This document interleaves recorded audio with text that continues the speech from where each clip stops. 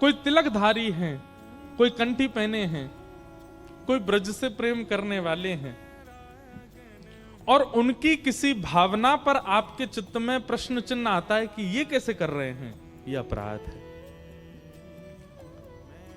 हरि से भी ज्यादा कठिन हरिजनों का भक्त होना, और हरिजनन के प्रति यदि भक्ति चाहिए हो, राधा रमन जी खूब अच्छे लगते हैं, राधा वल्लभ जी खूब बढ़िया लगते हैं, बिहारी जी में खूब निष्ठा, वृंदावन में खूब निष्ठा, परिक्रमा में खूब निष्ठा, यमुना जी में खूब निष्ठा, लेकिन ब्रज के ब्रजवासियों में और ब्रज के संतों में आपकी निष्ठा नहीं हो रही हो, तो जाओ वृंदावन के गोपेश्वर और जाके गोपेश्वर महादेव को प्रणाम करो और गोपेश्वर महादेव से प्रार्थना करो,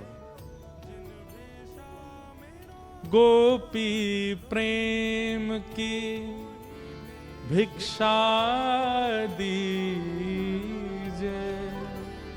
कैसे हूँ मोहे अपनों कर लीजिए, गोपी प्रेम की भिक्षा दीजिए, कैसे हूँ मोहे अपनों कर लीजिए। हमारे वृंदावन के पंचायतन मैंने कितनी बार कहा है, वृक्षों को प्रणाम, रज को प्रणाम, यमुना जी को प्रणाम, ब्रजवासियों को प्रणाम और गोपेश्वर महादेव को प्रणाम। इन पंच प्रणामों के बाद किसी देवालय में जाइए। यदि गोपेश्वर महादेव को प्रणाम नहीं किया गया होगा तो बिहारी जी के बगल में, आपके बगल में स्वामी श्री हरदास जी भी खड़े हो जाएंगे तो उनको पहचान नहीं पाओगे।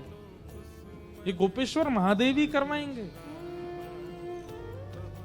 कल हमने सुना रास में प्रवेश महादेव की कृपा, और आज हम सुनेंगे भक्त इष्टों के प्रति स्नेह महादेव की कृपा से। ठाकुर जी से प्रेम करना हम सिखाएंगे ही नहीं इन 7 दिनों में, वो तो आप सब करते हो, वो तो आप सब जानते हो, पर जिनसे हमारे हरि रीझ हैं, ऐसे हरिजनों से प्रेम ये महादेव सिखाएंगे, ये महादेव बताएंगे। हरिराम व्यास जी कैसे हैं? बोले भक्त इष्ट अति व्यास के। आप देखेंगे बिल्कुल सूर्य और चंद्रमा की तरह परिवर्तन हुआ हरिराम व्यास जी के जीवन में महादेव की कृपा से। पहले के हरिराम व्यास कैसे हैं वो तो हम बाद में कहेंगे, पर बाद के हरिराम व्यास, शंकर जी से मिलने के बाद हरिराम व्यास जी कैसे हैं?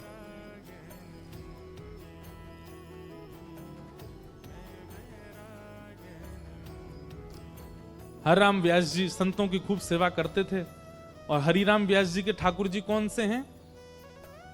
जुगल किशोर को लाड लड़ायो, नवल कुंज ही माहि, कुंज निकुंजन की रज धारे, व्यास युगल यश गाय, वृंदावन प्यारे वृंदावन, श्री वृंदावन।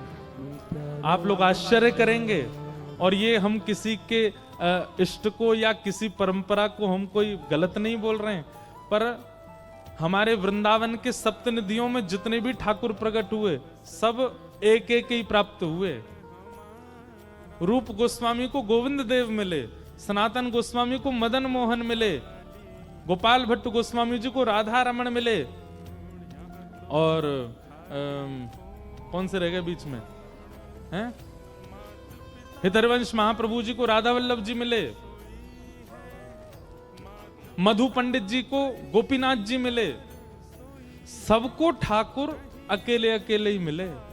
किशोरी जी तो गादी जी के रूप में मिली, चूड़ामणि के रूप में मिली, लेकिन एकमात्र ऐसे श्री हरिराम व्यास हैं जिनको जुगल प्राप्त हुए, जुगल किशोर पिले, जिनके लिए किशोरी जी भी प्रकट हो गई। इसीलिए श्री हरिराम व्यास जी गाते हैं, किशोरी तेरे चरणन की रज पान, किशोरी तेरे चरणन। मैं कान पकड़ के क्षमा मांगते हुए कह रहा हूं, हमारे वृंदावन की आचार्य परंपरा में अगर किशोरी जी सहित ठाकुर जी मिले तो केवल हरिराम व्यास को, क्योंकि महादेव की कृपा से। इसलिए हरिराम व्यास विशेष हैं, क्योंकि उनको जुगल मिले।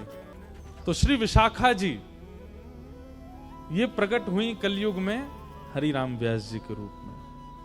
और आपका जन्म हुआ ओरछा के एक शुक्ल परिवार में, एक दिव्य ब्राह्मण कुल में आपका जन्म हुआ। नाम आपका हरिराम शुक्ल रखा गया, हरिराम शुक्ल। हमने पूरा चरित्र लिख भी रखा अपने पास, आज सुनाते हैं प्रेम से। अच्छा, कई लोग ना वो बहुत जल्दी आके बैठ जाते हैं कथा में, आगे आगे बैठ जाते हैं, फिर बीच में उठ के जाते हैं। ऐसों से हमारी प्रार्थना कि आप जिनको जल्दी जाने का होता है ना, 6-7 बजे जिनको जाना ही है, वो पीछे ही बैठ जाए करो।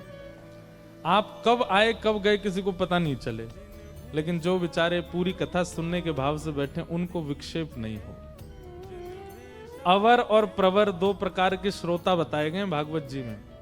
व्यास के आने से पूर्व आवे और व्यास के जाने के बाद जावे, उसी को प्रवर श्रोता कहते। हम हैं तो बालक ही, यहां से नीचे तो हमें खूब आप जो है गले में गलवैया डाले घूमो, लेकिन जब मंच पे बैठते हैं उतनी देर व्यास हैं, उतनी देर आपको ये बात तो याद रखनी चाहिए कि आप कम से कम व्यास के जाने के बाद जाओ। तो